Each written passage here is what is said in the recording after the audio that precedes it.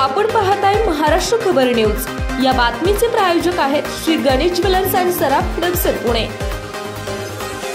महाराष्ट्राचा एकतर्फी निकाल लाडक्या बहिणींनी लावल्याचे बोलले जात आहे।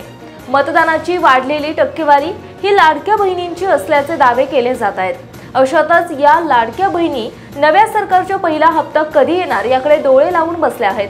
हा हप्ता 1500 रुपये येणार की 2100 रुपये याबाबतही चर्चा होतीये। एकनाथ शिंदे सरकारची ही योजना विधानसभा निवडणुकीत निर्णायक ठरली आहे। गेल्या 4-5 महिन्यांचे पैसे जवळपास 2,32,00,000 महिलांच्या खात्यात वळते करण्यात आले होते। नोव्हेंबरमध्ये निवडणूक असल्याने या महिन्याचे पैसेही आगाऊच देण्यात आले होते। यानंतर दिवाळी बोनसही येणार असल्याची घोषणा अजित पवारांनी केली होती, परंतु दिवाळी बोनस काही आला नाही। त्याऐवजी निवडणूक काळात निवडणूक आयोगानेच ही योजना तात्पुरती थांबवल्याची बातमी आली। आता हा दिवाळी बोनस नवे सरकार देणार का या प्रश्नाकडेही अनेकांचे लक्ष लागले आहे।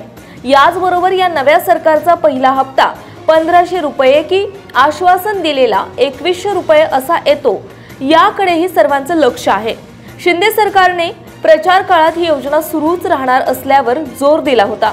अद्याप नोव्हेंबर महिना संपलेला नाही, त्यापूर्वीच राज्यात सरकार स्थापन होण्याची शक्यता आहे। डिसेंबरचा हप्ता येणार आहे, परंतु नवीन सरकार स्थापन झाल्यानंतर पहिल्या कॅबिनेटमध्ये निर्णय घेतला जाणार आहे। यानंतरच हा पहिला हप्ता येण्याची शक्यता आहे। तसेच पुढील महिन्यात हिवाळी अधिवेशन असणार आहे। या अधिवेशनात वाढीव 2100 रुपयांच्या हप्त्यावर घोषणा होण्याची शक्यता आहे। त्यापूर्वी आला तर 1500 रुपये आणि त्यानंतर आला तर 2100 रुपये येतील असा अंदाज वर्तवण्यात येतोय।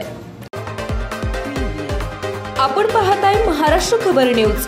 या बातमीचे प्रायोजक आहेत Shri Ganesh jewellers and Saraf production Pune.